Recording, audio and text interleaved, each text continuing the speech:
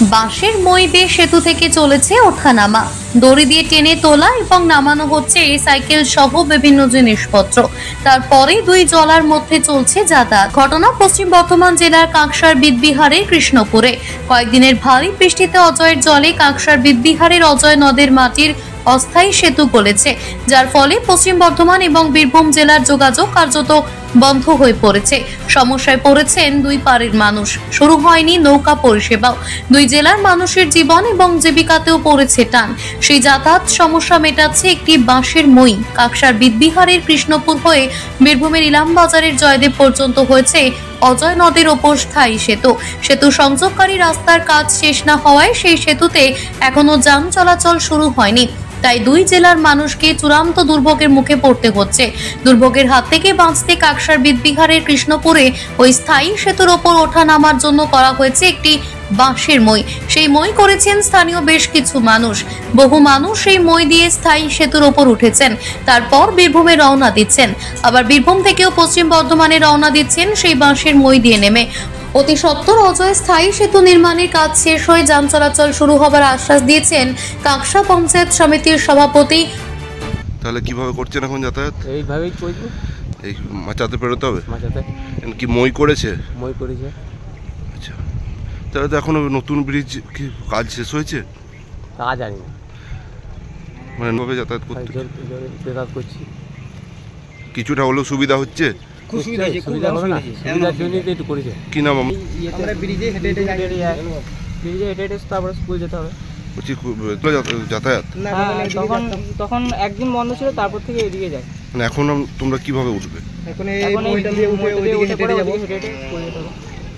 এটা না থাকলে তো তাহলে একদম বন্ধ হয়ে যেত। এই যে ব্রিজের কাজ কি এখনো শেষ হয়নি? না, ব্রিজের কাজ এখনো শেষ হয়নি। নতুন ব্রিজ করছে, ব্রিজের উপর বাঁশের মাথা করে তারপর মই কেন ওই অস্থায়ী সেতু মাটির সেতুটা নেই? সেতুতে যাওয়া হচ্ছে না, নৌকা চলছে না। তো কি হয়েছে ওটা? ওখানে আমি যাইনি, ঠিক ভেঙে গেছে? নৌকা চলে না এটাই জানলাম। এদিকে খবর পেয়ে আমি যাইনি, শিবপুর থেকে সার নিয়ে আসলাম। দোকানে গিয়েছিলাম সার আনতে, জলে যেতে পারি। তার সঙ্গে নাকি ধরুন আমার সার নিয়ে আসতে হবে, সারটা আমি এই ব্রিজে আমি কী করে পার করবো, তার জন্য আমাকে শিবপুর যেতে হবে।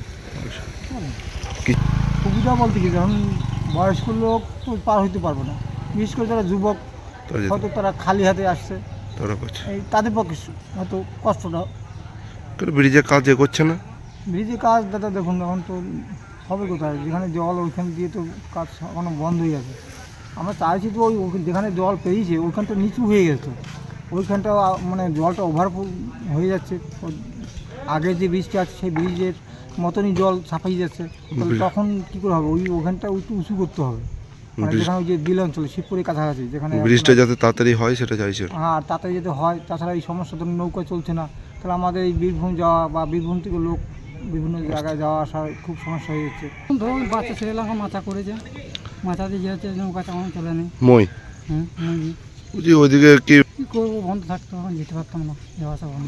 কতটা ঘুরতে হতো ওদিকে? অনেকটা ঘুরতে হবে। ব্রিজ এখন চাইছি যে এখন ছেলেবেলা ধরো এখন করেছে, এটা সুবিধা, আসাটা তখন ঠিক হচ্ছে। সেটা চাইছেন? কি চাইছেন? যাতে কমপ্লিট তাড়াতাড়ি হয়ে যায়, অনেক কষ্ট হচ্ছে। ব্রিজ নদী পারাপার অসুবিধা হচ্ছে, এখন মাছাটাও নৌকা চলছে না। হ্যাঁ, এই বহু মানুষের জনসাধারণরা বলছে যে এমনি মইয়ের মতন করো, মানুষের পরিষেবা অসুবিধা সুবিধার জন্য। হ্যাঁ, এই জন্যই এই গ্রামে কয়েকটা ছেলে নিয়ে আমরা করেছি। হ্যাঁ, ছেলেগুলো তারপরে দু একদিন আকার এমনি লোক মারা যাচ্ছে, যাওয়া আসার জন্য ইলামবাজার হয়ে ঘোরাঘুরি মানুষজনকে যাওয়া আসা করতে হচ্ছে। আচ্ছা, মানুষ পয়সা জোর জবরদস্তি কিছু নাই, যে দিতে পারছে দিচ্ছে, স্বেচ্ছায়। মানে আমরা জোর করি না কারো কাছ থেকে। দ্রুত কাজ চলছে, এবং যদিও অজয়ের ওপর যে শিবপুর এবং অজয় ঘাট পর্যন্ত, মানে ওই জয়দেব পর্যন্ত যে অস্থায়ী সেতু ছিল, সেতু ভেঙে গেছে, কিন্তু মানুষের দুর্ভোগের দিন শেষ হচ্ছে।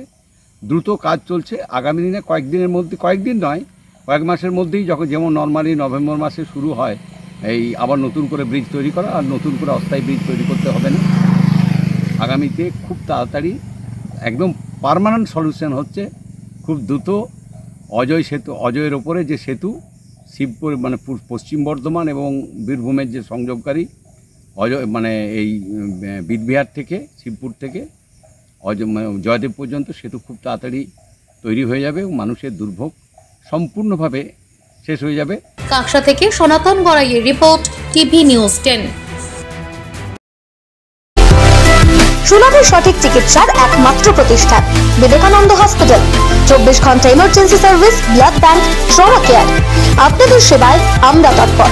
গুণমান ও পরিষেবায় দুর্গাপুর বিধাননগরের ডক্টর জাকির হোসেন এভিনিউর বিবেকানন্দ হসপিটাল শিল্পাঞ্চলের মানুষের মন জয় করেছে।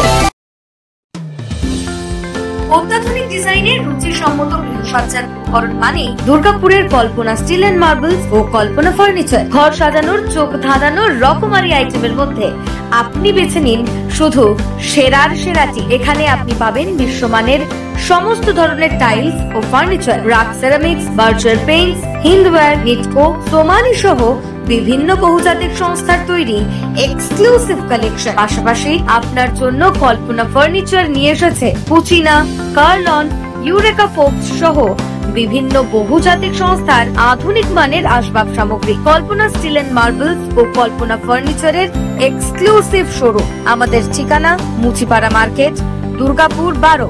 আমাদের শাখা রয়েছে বাঁকুড়া, ফিরিঙ্গি, বড়জোড়া, চণ্ডীদাস বাজার, শ্যামপুর মোড়, বিটু বাজার, কাঁচাবেড়িয়া ও দুর্লাভপুরে।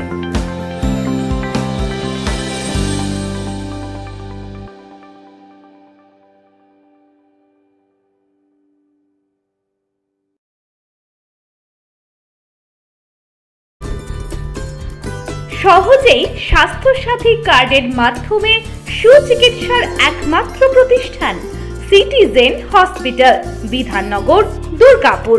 Helpline number 9800897855। অ্যাপয়েন্টমেন্টের জন্য ফোন করুন 7477783932 কিংবা 99334759 এই নম্বরে।